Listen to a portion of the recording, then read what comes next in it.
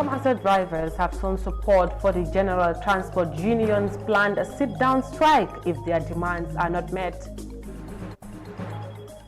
The Gambian Navy concludes a 3-day course training on international maritime law facilitated by the Royal Navy.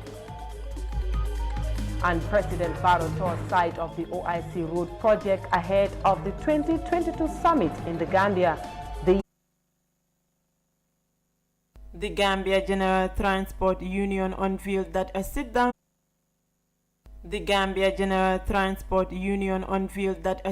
strike will be in until their demands are met by the government. Among their demands is the establishment of car parks, reduction of fuel, among a host of other issues.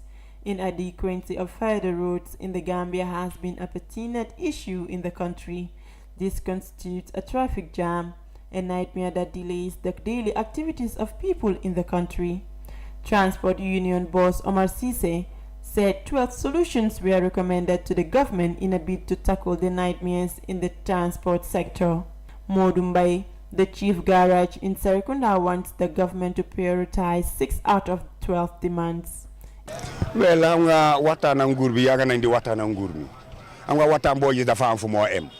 we have been discussing with the government, but you know, every discussion, you see halfway it stopped. They have been promising us that they would solve our problems, but we did not see any problem that they have solved. If you see the double fares, it's because we don't have a garage. If we had garages, what we are seeing would not have happened. Secondly, due to the traffic congestion, we find it difficult to go direct to Costa Road. If we do that, then we will even find it difficult to give our wives fish money. The difficulties we encounter as drivers are many. Every day, price of fuel is increasing. But whenever we want to react, that is a problem. And we also have families and we are staying in the country. So if the government do not want to comply with our demands, we ask them to address 6 out of the recommendations we submitted. But if they don't do that, we will do what we want to do. Abdullah Sanyang, a driver, says the government should reduce fuel prices to favor both drivers and passengers alike. The price of fuel is very expensive because if you used to buy $1,000 of fuel, you can use that morning to evening. Now I will have to buy $1,500, considering that the price of fuel is very expensive. All we ask from the government is to bring the price of fuel down, and it will favor everyone, including passengers and drivers. Here in Serekunda, we need a garage. We don't have a good garage. We stand on the roadside and the police would come and drive us away and sometimes take us to the police station. So the main difficulties that we face is the lack of garage and the fuel increment.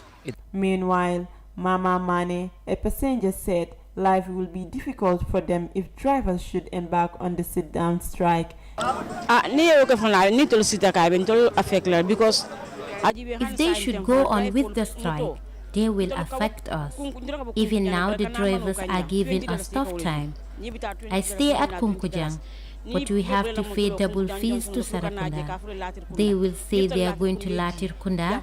If they reach there, then they will start saying they are going to Sarakunda. You will have to pay double fees if you don't have $100. You will not be able to go to your destination. The government should help them and bring the price of the fuel down so that it will be easy for all of us. The planned sit-down strike may not only affect its valuable contribution in the country's economy, but also disrupt the daily activities of the ordinary Gambians. The Gambian industry has created a significant employment opportunities to thousands of people while contributing to the country's GDP drive. For iAfrica News, I am Aisdubi Kujabi. Commercial drivers are ready to rally behind the transport union's planned sit-down strike if their demands are not met. Now to matters of the presidency. Ahead of the 2022 OIC summit, the Gambian leader Adama Barrow went on tour of the sites earmarked for more than 50-kilometer road projects in the Greater Banjul areas. The Gambia's transport sector is still malnourished And as the population grows, the need for better and sophisticated road infrastructure is yet to be actualized.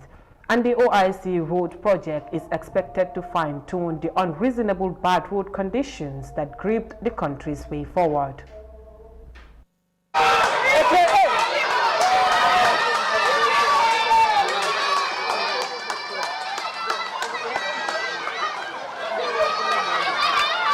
Silo Dada, in the Mandinka dialect meaning construct the road, was the song of the day, chanted by residents in the project areas.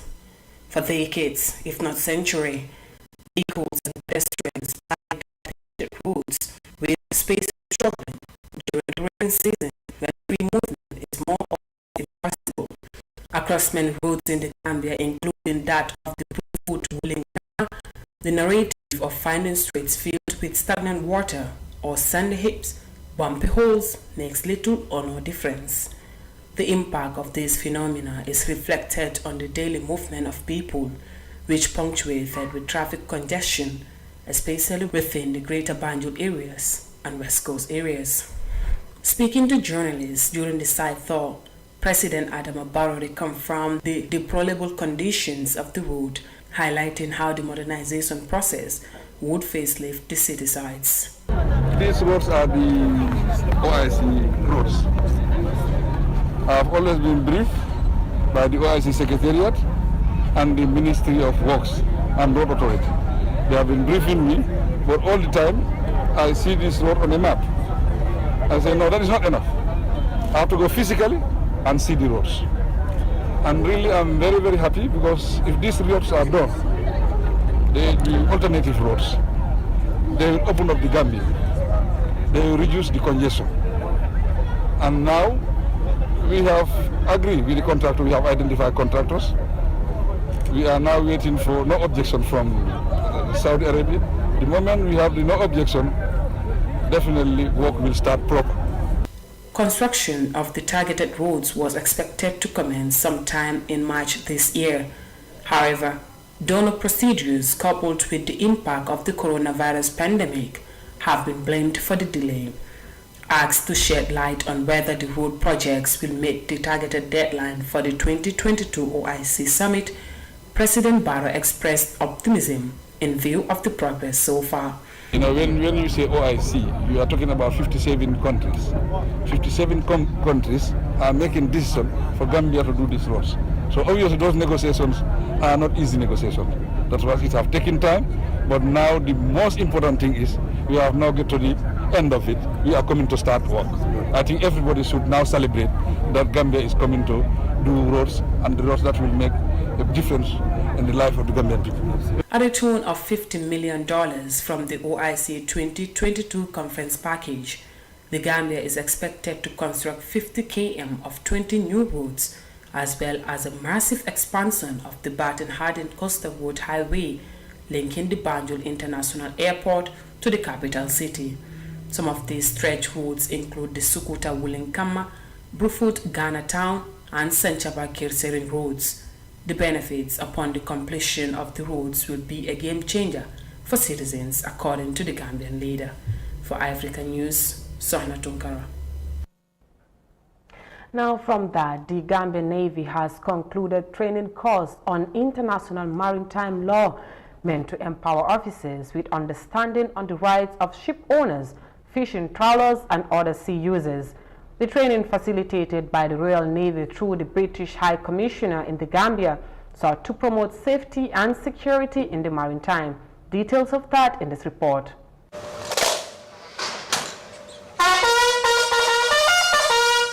The ceremony held at the Gambian Navy headquarters in Banjul was geared towards a 3-day training for officers on international maritime law. Commando Madani Senghor highlighted the significance of the role of the Navy in protecting lives and properties along the River Gambia. The training, he said, is expected to empower the participants in executing their duties while keeping in mind the rights of others who work at sea. As you are aware, the main functions of the Gambian Navy could be categorized into the military role, the policing role, and the diplomatic and / humanitarian functions or roles. Therefore, having a broad knowledge in international maritime law is an imperative to ensure the effective discharge of one of our major functions. Understanding the rights and obligations of the ship owners, the fishing trawlers, the seafarers, and other users of the sea would promote safety and security in the maritime domain, as well as enhance our efficiency in maritime law enforcement. Therefore, we are indeed honored and greatly privileged to be associated with the British Royal Armed Forces, to be partnering in conducting series of training activities, particularly in the area of maritime safety and security. The British High Commissioner to the Gambia, David Belgrove, dilated on the importance of the training to both the Gambia Navy and the Royal Army. One of the best things about this type of engagement is that we learn from each other. It's not just a one-way street, and I know from discussions I've had with them that the issues you've raised and the questions you've raised, they found very rewarding and very interesting to discuss this with you, and they learn from actually your experiences and the environment that you're operating in here. So it is very much a two-way street, and that's why we see this very much as a partnership.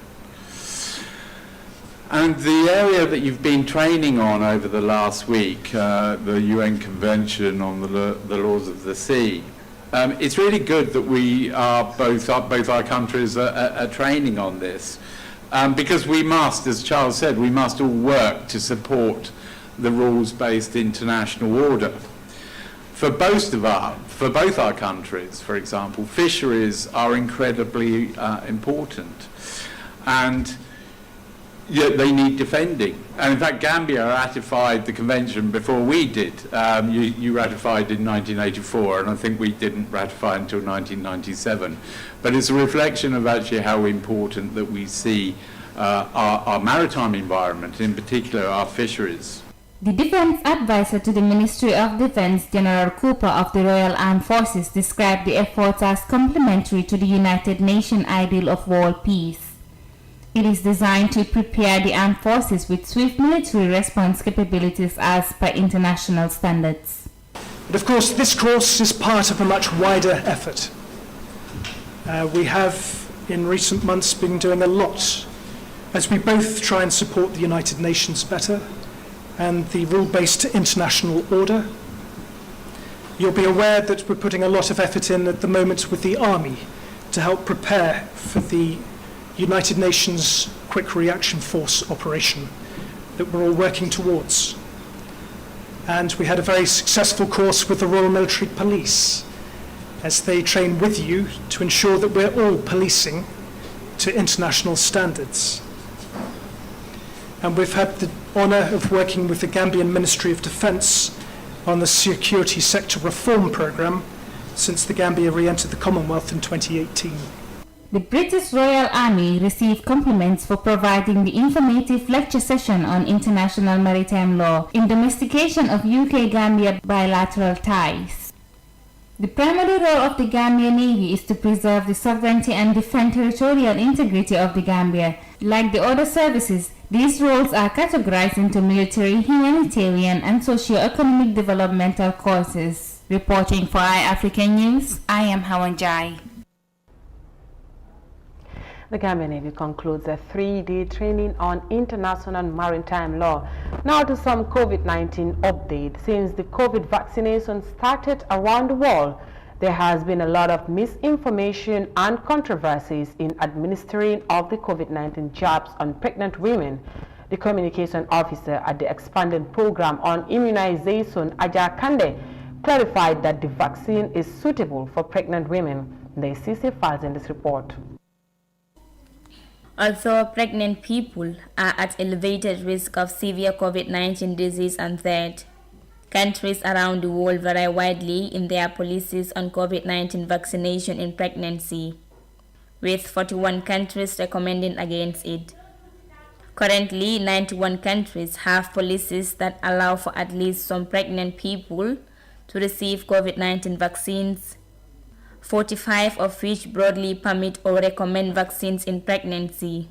According to Johns Hopkins University's COVID-19 maternal immunization tracker, a newly launched online resource providing a global snapshot of public health policies that shape access to COVID-19 vaccines for pregnant and lactating people. The communication officer at the expanding program on immunization, Ajakande, confirms that the vaccines are safe and effective for pregnant women. For all the vaccines that are in the country are very safe and are effective for the population, for the disease. I can say the target age group for now, we're talking about 18 years and above, and pregnant women are also inclusive in that. So children under 18 are not part of the target group, including the J&J, the Sinopharm, and the AstraZeneca. Yes. But pregnant women are part of it? Yes, pregnant women are part of it. People who took COVID-19 vaccines complain of numerous side effects and even fear having underlying health problems. But for Madam Kande, these side effects are normal for individuals who took the jabs. You know, side effects are normal in all the vaccines. Even the vaccines, the routine vaccines that are given to children, they have side effects. Like fever, they have fever, they do have perhaps crying all the day. Sometimes if you touch the injection site, they will be alerted, and sometimes they will be crying for the whole day. It's like the same thing. All vaccines have side effects, but does not mean that everybody who took the vaccine or who takes the vaccine has side effects. It's like all vaccines that are vaccinated to a person. For example, if I am vaccinated, my body is alerted, and so antibodies are developed. And in development of the antibodies, that's why sometimes you will have fever, headache, and muscle ache, and so on. So these are side effects that are usually mild and do not go beyond 24 hours. So it's normal for one to experience the side effect maybe a week after receiving the vaccine? Yes, it's normal. It's very normal. But what we encourage people to say to do is, when they have side effects that are very serious, or they think they are serious, they can report. Or any side effect they feel that they are not comfortable with, they can report to the nearest health facility. Yes, we have people who are trained to manage those side effects. Officials say the most commonly reported side effects of the Johnson & Johnson vaccines include pain from the injected site, headache, and fatigue. Currently, over 130,000 people have immunized with the Johnson & Johnson vaccines in the Gambia. For iAfrica News, Ndai. With that COVID-19 report by Ndai brings tonight's Gambia 24 to an end. I am Sohna Tunkara. Thanks for the pleasure of your company. Have a good weekend.